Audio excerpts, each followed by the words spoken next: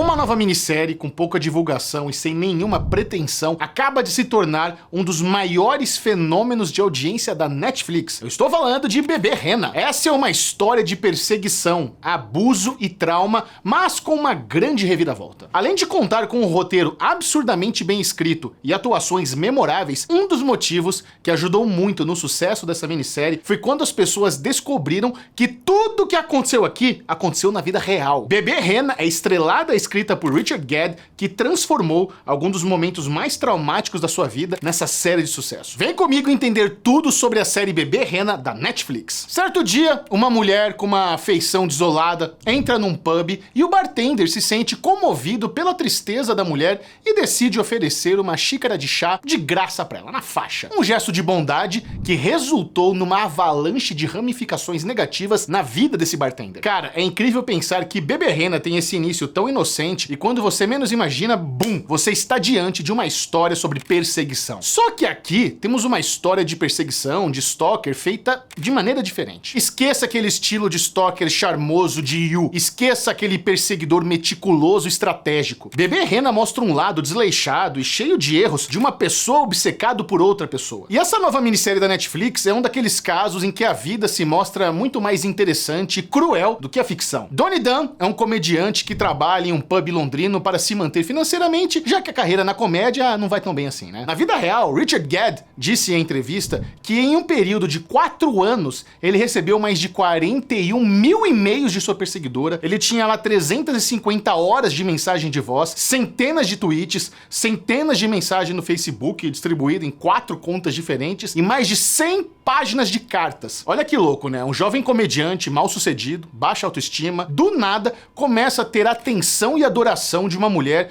que acha todas suas piadas engraçadas. É interessante porque no começo, Bebê Rena carrega uma estrutura parecida com aquelas típicas comédias de erros britânicas, em que os personagens vão se metendo em situações atípicas cada vez mais complicadas. Só que com o decorrer da trama e com a descoberta da perseguição, a história vai lentamente se transformando num estudo psicológico. Bebê Rena está longe de glamorizar o stalking. Nada disso. O que vemos aqui são pessoas comuns como eu e você, com problemas mentais e perrengues diários, como a grande maioria das pessoas desse planeta. Todo mundo ou tem alguma questão mental ou sofre com perrengues. Não importa o quão rico você seja, não importa o quão boa seja a sua rede de apoio. Essa não poderia ser uma história mais universal e relacionável. E olha que doido, né? A história de Bebê Rena começou como uma peça teatral super simples, onde Richard Gere usava um banquinho para representar sua stalker, e essa peça se tornou um baita sucesso. Foi aí que ele foi contactado pela Netflix, eles falaram assim, é o seguinte, ô menino Richard, essa história é muito incrível, você já pensou em adaptar isso pra uma série? Aí ele falou, já sim, pior que sim. Bora fazer? Inclusive, eu fico até um pouco bulgado em lembrar que Bebê Rena é considerado uma comédia. Mesmo indo para lugares mais obscuros do comportamento humano, Richard sabia que ele precisava de uma pitada de humor para ter momentos de escape na série. Eu me lembrei de outra minissérie inglesa sobre abuso que também tem pitadas de humor. Ela se chama I May Destroy You. Michaela Coel transformou um dos momentos mais traumáticos da sua vida naquela que eu considero uma das melhores minisséries de 2020. Tá lá no Max para você assistir depois. Recomendo muito. O episódio 4 de Bebê Rena é o mais indigesto da minissérie. Esse é o momento da história onde vemos através de um flashback o jovem e inocente comediante sendo seduzido por um predador da indústria do entretenimento. Cara, eu fico imaginando o quão doloroso foi escrever e atuar nesse episódio. O que a gente viu aqui foi um tipo de abuso que eu não me lembro de ter visto antes em qualquer série ou filme. Foi uma situação bem complicada e psicologicamente perturbadora, porque não foi aquele tipo de abuso que acontece numa noite de bebedeira, que a pessoa apagou e quando acordou descobriu que foi abusada. Isso até acontece na minissérie, mas é um tipo de abuso que perdura por muito tempo, onde existe um relacionamento entre o abusador e a sua vítima. Eu nunca tinha visto algo tão nojento e complexo em nenhuma outra produção televisiva. A gente vê um homem completamente inundado pela vergonha, em crise com a sua masculinidade. Muitos homens, inclusive, nem conseguem assimilar que esse tipo de coisa acontece com outros homens. A minissérie nos mostra uma vítima que se vê completamente desconectada com todo mundo, que nem sabe quem é mais? Um homem que trabalha num bar, né? Aquele ambiente super heteronormativo, que do nada se vê completamente desconectado de todos os outros homens que frequentam aquele ambiente. Chega a ser absurdo, né? Ver o Donnie aceitando aquela proposta de emprego de alguém que destruiu ele fisicamente e psicologicamente como pessoa. E é absurdo também quando a gente vê que ele se utiliza das mensagens da Martha como uma doentia forma de conforto. Mas é um tipo de autossabotagem que acontece com milhares de vítimas de abuso mundo afora. O abuso cria uma cicatriz tão grande e marcante que confunde noções de certo e errado, de vítima e infrator. E nesse mar de confusão, esse homem conhece essa mulher que o enxergava como ele queria ser visto. Mas a beleza dessa história é a gente se questionar. Ele tem culpa em se embebedar com a adoração de uma stalker? Só que é inegável que ele acabou sendo punido de forma bastante extrema por aceitar essa adoração. Olha que pesado, né? O cara estava tentando processar a crise do seu abuso e agora tinha uma nova crise para gerenciar com a sua perseguidora. E mais, né? A gente tem que lembrar, ele estava tentando tocar um relacionamento que ele tinha interesse, mas se sentia muito envergonhado. Bebê Rena é sobre sentir vergonha, sobre negação, sobre aceitação, sobre mentiras acumuladas. E a grande sacada aqui é quando entendemos que quando você não é verdadeiro com você mesmo, quando você não é verdadeiro com as pessoas ao seu redor, quando você não é um ser humano honrado, nada além de destruição vai envolver a sua vida. Eu fiquei completamente apaixonado pelo trabalho da atriz Jessica Gunning nessa minissérie. Mostrar um lado da perseguição como doença mental, mostrar uma pessoa fazendo coisas muito ruins, mas não necessariamente essa pessoa é ruim. É um trabalho muito difícil. Martha é uma das personagens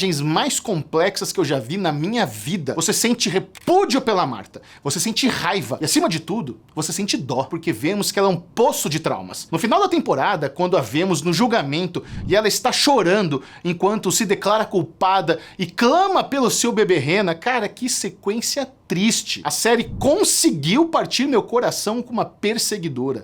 Apenas palmas. As pessoas estão tão interessadas em saber quem é a Martha da vida real que o Richard Gere teve que vir a público e falar: galera, desencana disso, não é pra procurar conexão com a vida real. Essa é a minha história, eu tô contando ela aqui, mas eu não quero envolver as pessoas reais no mundo, então desencana, deixa pra lá. Eu confesso que eu tô curioso pra saber quem seria a Martha da vida real também, viu? Mas mas não vou ficar perseguindo isso. Quantas pessoas não deram um Google pra ver a cara dela, né? Outra personagem muito boa é a Terry. Ela é meio que a voz da razão nesse tsunami de pessoas quebradas. Terry era aquela pessoa que jogava real na cara do Donnie sem dó. Mesmo sendo constantemente humilhada, ela segurou a mão dele por mais tempo do que eu imaginei ser possível. Mas nada foi mais marcante e memorável em Bebê Rena do que aquele monólogo no palco. Na verdade, tudo aquilo foi uma confissão. E meus amigos, que cena poderosa. Richard Gere tem tudo para colecionar prêmios. Eu fiquei muito impressionado com o talento dele. Não só pela atuação, mas não se esqueça, ele escreveu tudo isso também. A sequência com os pais dele também é outra que ficou na minha cabeça por dias. Eu estava ali esperando que o pai, todo bravão, todo machão,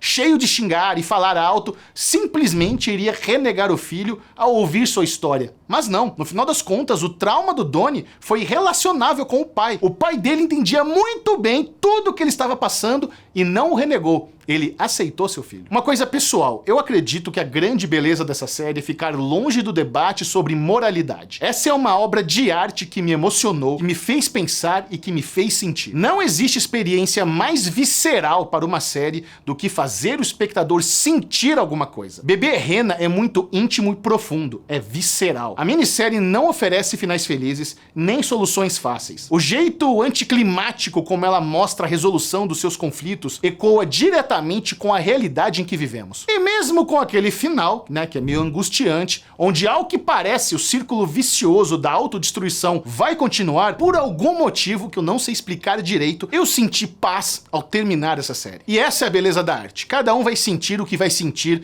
e você só tem certeza que está diante de uma obra de arte quando ela te atinge na alma. E eu posso te dizer com toda certeza, Bebê Rena foi um soco atômico na minha alma.